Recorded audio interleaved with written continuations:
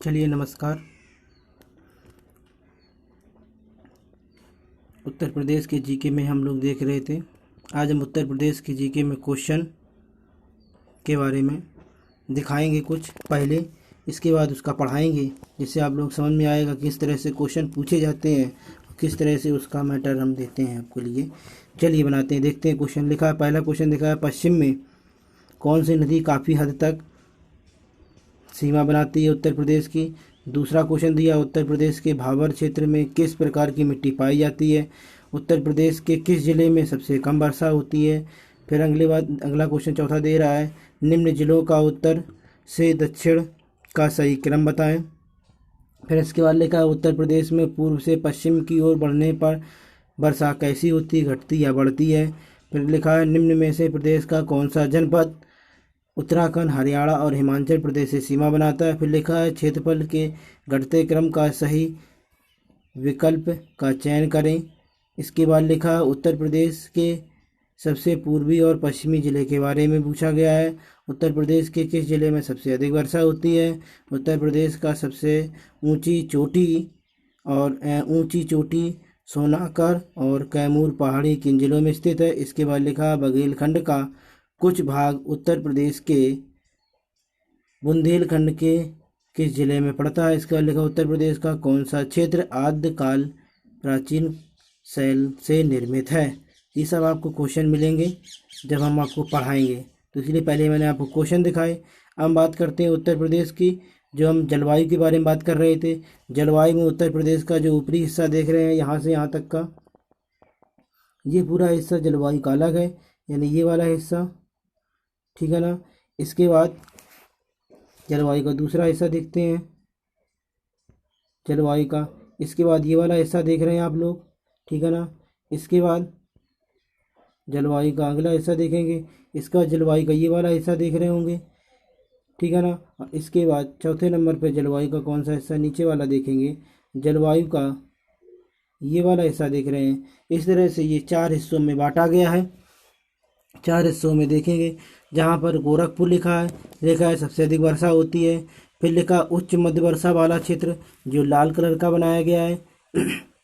इसके बाद लिखा है निम्न मध्य वर्षा वाला क्षेत्र, ये वाला आपको दर्शाया गया है, ठीक है ना। इसके बाद सबसे कम वर्षा क्षेत्र नीले रंग से दर्शाया गया है। याद रखेंगे, ये आपके वर्षा वाले क्षेत्र थे। तो हम बात करते हैं उत्तर प्रदेश की जलवायु के बारे में। तो उत्तर प्रदेश के जो क्षेत्र है वो कैसी जलवायु रखता है उत्तर प्रदेश का क्षेत्र। तो उत्तर प्रदेश का क्षेत्र उष्णकटिबंधीय मानसूनी, यानी उष्णकटिबंधीय भी होती है। उत्तर प्रदेश में कैसी है, उत्तर प्रदेश में उष्णकटिबंधीय मानसूनी, उत्तर प्रदेश में उष्णकटिबंधीय और मानसूनी जलवायु मिलती है। उत्तर प्रदेश में उष्णकटिबंधीय और मानसूनी जलवायु मिलती है, याद रखेंगे, क्वेश्चन पूछा गया है।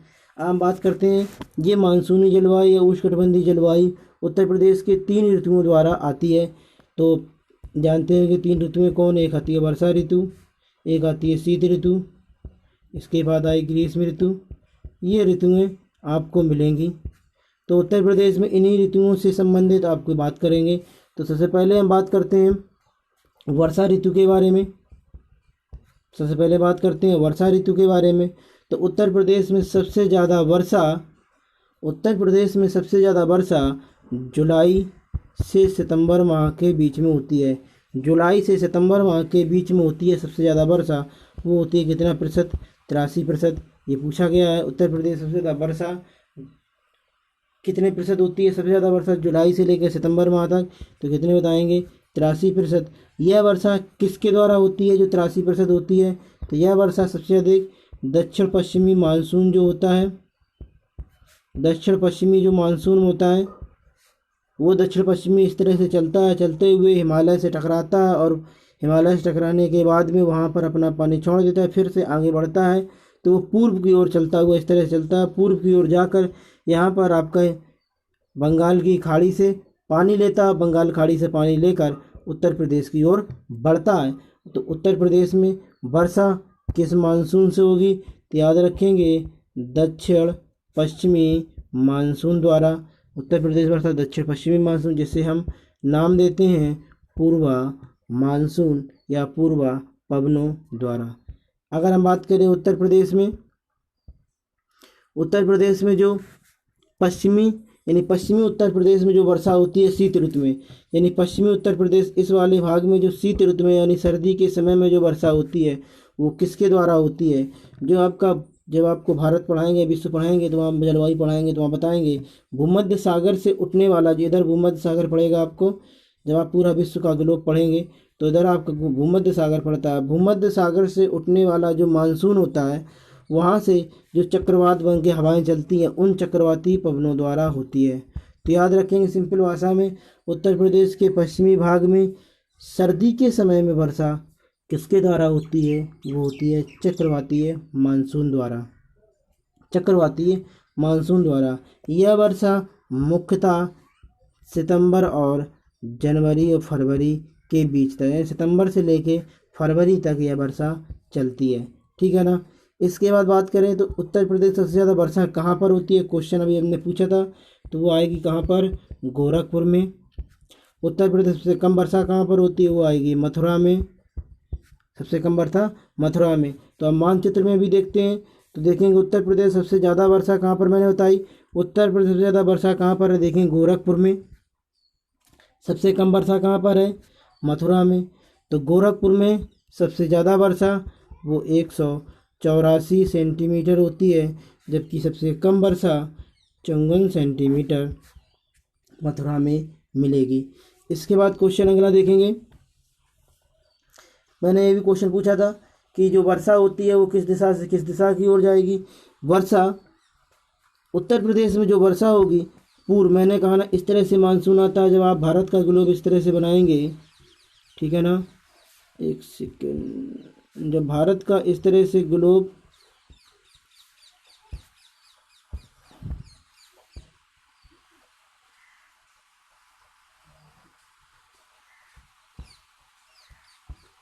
इस तरह से ग्लोब बनाते हैं, ठीक है, इस तरह से ग्लोब बनाते हैं तो यहाँ से पश्चिम की ओर से इस तरह से मानसून आता है, हिमालय पर्वत में टकरा कर इस तरह से घूमता हुआ यहाँ पर आता है और यहाँ पर बंगाल की खाड़ी से पानी लेता है और इधर पूर्व की ओर चलता है, इधर की ओर चलेगा। तो ये हिस्सा आपका कौन सा दिखा? ये हिस्सा आपको पूर्वी हिस्सा है। ये हिस्सा कौन सा है? पूर्वी हिस्सा है। और ये हिस्सा कौन सा आपका? पश्चिमी हिस्सा है। तो पश्चिमी हिस्सा यानी यहाँ से ऐसे चलेगा मानसून। तो याद रखेंगे जब मानसून यहाँ पर पानी ज़्यादा होगा धीरे धीरे से पानी गिराता जाएगा, पानी की मात्रा कम होती जाएगी। तो याद रखेंगे पूर्व से पश्चिम की ओर चलने पर वर्षा की मात्रा में क्या होती है? कमी होती है। जब मानसून पूर्व से पश्चिम की ओर चलता है तो वर्षा की मात्रा में क्या होगी? कमी होगी। यही क्वेश्चन वहाँ पे था। आगे आते हैं, अगले क्वेश्चन की बात करते हैं। दूसरी ऋतु के बारे में बात करते हैं जिसमें शीत ऋतु के बारे में। शीत ऋतु में बस याद रखेंगे शीत ऋतु में जो वर्षा होती है दक्षिण पश्चिम की ओर, यानी शीत ऋतु में जो वर्षा यानी शीत ऋतु में जो तापमान होगा वो दक्षिण से, अगर हम पश्चिम की दक्षिण से उत्तर की ओर जाएंगे, दक्षिण से उत्तर की ओर जाते हैं तो शीत ऋतु में तापमान कम होता जाता है। शीत ऋतु में तापमान यानी दक्षिण से उत्तर की ओर जाएंगे तो शीत ऋतु में तापमान क्या होगा? कम होता जाएगा। इस तरह से याद रखेंगे। इसीलिए जनवरी के माह में सबसे ज़्यादा कम तापमान यही मिलता है। जनवरी के माह में सबसे ज़्यादा कम तापमान मिलता है। अगली बात करें अगर हम ग्रीष्म ऋतु के बारे में, ग्रीष्म ऋतु के बारे में बात करते हैं तो ग्रीष्म ऋतु में देखेंगे, ग्रीष्म ऋतु की बात करें तो ग्रीष्म ऋतु में गर्मी का समय होगा। तो गर्मी में सबसे अधिक तापमान कहाँ पर होगा? सबसे अधिक तापमान गर्मी के समय में कहाँ पर मिलेगा? आगरा और झांसी में। अच्छा, ऐसा क्यों मिलता है आगरा और झांसी में सबसे अधिक तापमान? आगरा और झांसी में क्योंकि यहाँ पर ये दोनों ही अत्यधिक भूमध्य रेखा के पास वाला क्षेत्र कहेंगे तो ललितपुर भी तो भूमध्य रेखा के पास, सोनभद्र भी है। ये जो उठा हुआ हिस्सा है, इन दोनों के क्षेत्र उठे हुए हिस्से होने के कारण यहाँ पर क्या है? सबसे अधिक तापमान होता है। ठीक है ना। सबसे कम तापमान कहाँ पर मिलेगा? सबसे कम तापमान मिलेगा आपको बरेली में। सबसे कम तापमान कहाँ पर मिलेगा? बरेली में मिलेगा। याद रखेंगे सबसे कम तापमान कहाँ पर मिलेगा? बरेली में। सबसे कम तापमान बरेली में मिलेगा, सबसे अधिक तापमान आगरा और झांसी में मिलता है। फिर बात करें सबसे कम तापमान और सबसे अधिक तापमान किस महीने में मिलता है। सबसे अधिक तापमान किस महीने में मिलेगा, सबसे अधिक तापमान किस महीने में मिलेगा, तो अधिक महीने में मिलता है। कहाँ मिलेगा, तो वो मई से लेकर जून महीने तक ये तापमान मिलता है। मई से जून महीने सबसे अधिक तापमान मिलेगा। सबसे कम तापमान कहाँ पर मिलेगा, दिसंबर से जनवरी माह तक सबसे कम तापमान मिलेगा। ठीक है ना। बात करते हैं गर्मियों में जो लू चलता है, गर्मियों में जो लू चलता है, गर्मियों में जो लू चलता है उसके बारे में बात करें। अगर गर्मियों में जो लू चलता है उसके बारे में बात करें तो गर्मियों में जो लू चलेगा, ये इस लू को ये लू आता कहाँ से, जो आपको मैंने बताया ये पश्चिमी जो पवनें होती हैं, पश्चिमी जो हवाएं होती हैं, उन हवाएं ये तीव्र होती जाती हैं और ये हवाएं जब तीव्र हो जाएंगी तो एक पवन का निर्माण करेंगी जिन्हें हम कहते हैं लू, जिन्हें क्या कहते हैं, लू। और ये लू मई से जून माह के बीच में बहता है। मई से जून माह के बीच में सबसे अधिक लू चलती हैं, याद रखेंगे। यही सब चीज़ें मैंने आपको नीचे शो की हुई हैं, देखेंगे। यही सब चीज़ें मैंने आपको नीचे शो की हुई हैं। मैंने आपको शो किया है उत्तर प्रदेश में कौन सा जलवायु पाई जाती है, तो मैंने लिखा उष्ण कटिबंधीय और मानसूनी जलवायु पाई जाती है। फिर मैंने बताया उत्तर प्रदेश में वर्षा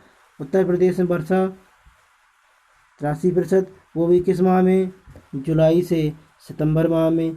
यह वर्षा किस मानसून से होती है, यह वर्षा किस मानसून से, तो लिखा है दक्षिण पश्चिमी मानसून जो बंगाल की खाड़ी से उठता है। इस मानसून को क्या नाम दिया गया, पूर्वा मानसून नाम दिया गया। अगर हम बात करते हैं आगे, हमने बताया था, हमने कहा था शीत ऋतु में वर्षा उत्तर प्रदेश के पश्चिमी भाग में होती है। वो कहाँ से आता है, वो भूमध्य सागर से उठने वाला जो मानसून चक्रवात होते हैं उन्हीं चक्रवातों द्वारा होती है।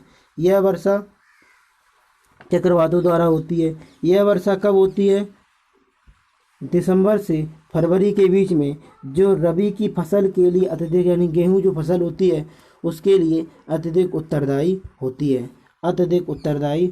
है। आगे बात करें, फिर मैंने आपको बताया सबसे अधिक वर्षा, सबसे कम वर्षा, सबसे अधिक वर्षा और सबसे कम वर्षा, सबसे अधिक वर्षा और सबसे कम वर्षा। तो मैंने कहा सबसे अधिक वर्षा कहाँ पर मिलेगी, गोरखपुर में मिलेगी। सबसे कम वर्षा कहाँ पर मिलेगी, मथुरा में मिलेगी। इसके बाद मैंने कहा था पूर्व से पश्चिम की ओर बढ़ने पर वर्षा की मात्रा में क्या होती जाती है, कमी होती जाती है। फिर मैंने आपको बताया शीत ऋतु में तापमान उत्तर से दक्षिण की ओर क्या होगा, कम होता जाता है। ग्रीष्म ऋतु की बात करें तो ग्रीष्म ऋतु में बताया सर्वाधिक तापमान कहाँ मिलेगा, मई से जून महीने में। न्यूनतम तापमान कहाँ मिलेगा, दिसंबर से जनवरी के महीने में। सर्वाधिक गर्मी कहाँ पर होती है, सर्वाधिक गर्मी कहाँ पर मिलेगी, वो आगरा और झांसी मिलेगी। सबसे कम गर्मी कहाँ मिलेगी, बरेली मिलेगी। और इसके बाद लास्ट में आपको बताया गया, लास्ट का पॉइंट जहाँ मैंने कहा पश्चिमी हवाएं जो होती हैं, पश्चिमी हवाएं क्या होती हैं, जब तीव्र हो जाती हैं तो एक हवा का निर्माण कर लेती हैं, लू। जिसे हम क्या कहते हैं, उत्तर प्रदेश में क्या चलती हैं, गर्मी की सीजनों में लू चलती हैं, जो किस माह में चलती हैं, मई से जून माह के बीच में। अब हम जरा क्वेश्चन की बात करें।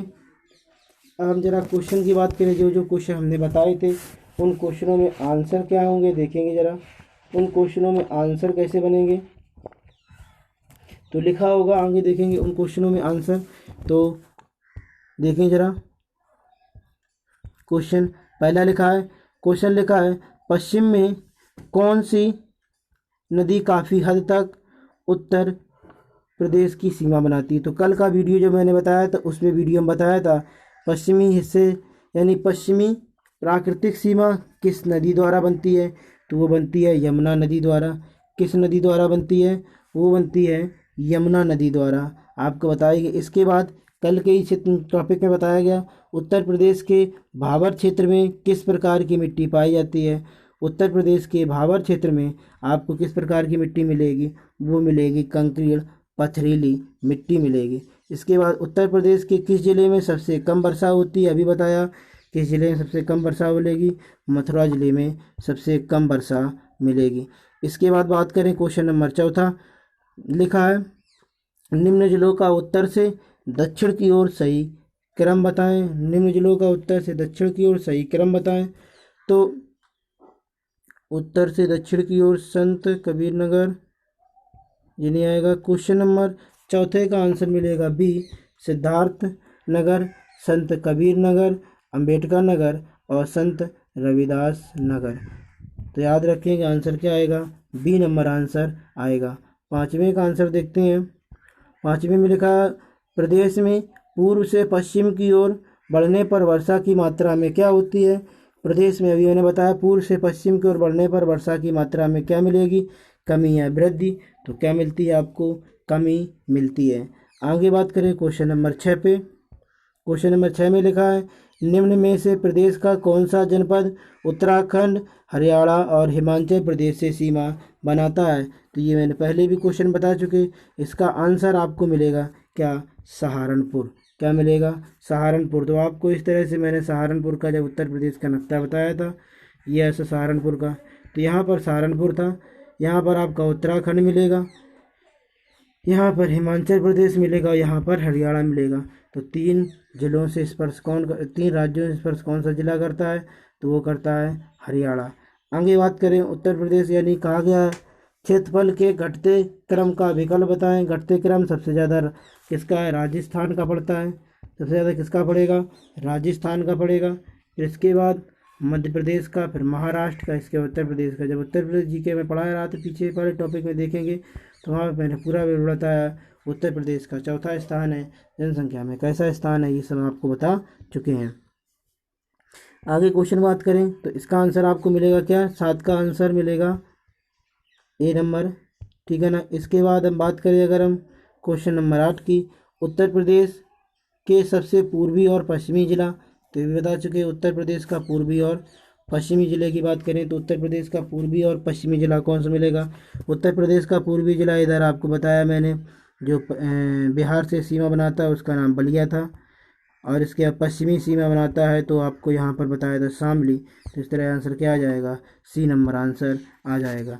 आगे क्वेश्चन 9 की बात करें तो लिखा है प्रदेश के किस जिले में सर्वाधिक वर्षा होती है। तभी मैंने बताई गोरखपुर में सबसे ज़्यादा वर्षा होती है, गोरखपुर में सबसे ज़्यादा वर्षा होती है। फिर लिखा है प्रदेश में सबसे ऊंची सोनाकर और कैमूर की पहाड़ियाँ कहाँ पर मिलेंगी। तो ये मैंने आपको कल का जब प्राकृतिक मानचित्र पढ़ाया था तो वहाँ पर हमने आपको बताया था, तो बताया था मिर्ज़ापुर और सोनभद्र, मिर्ज़ापुर और सोनभद्र। इसके बाद क्वेश्चन नंबर 11 देखेंगे। लिखा है बुंदेलखंड का कुछ भाग उत्तर प्रदेश के किस बुंदेलखंड जिले में पड़ता है। तो उत्तर प्रदेश का कौन सा भाग बुंदेलखंड जिले में पड़ता है। तो कल हमने आपको एक ट्रिक बताई थी, उस ट्रिक को याद रखेंगे। उसी ट्रिक में आपको मिलेगा, मैंने कहा था ललित की झांकी, चित्रकूट और बांदा में। फिर इसके बाद मैंने बताया था महोदय हमीर का जालसा इलाहाबाद में, महोदय हमीर का जालसा इलाहाबाद में, ये थे बुंदेलखंडी क्षेत्र। बघेलखंडी क्षेत्र मैंने आपको बताया था चंदौली,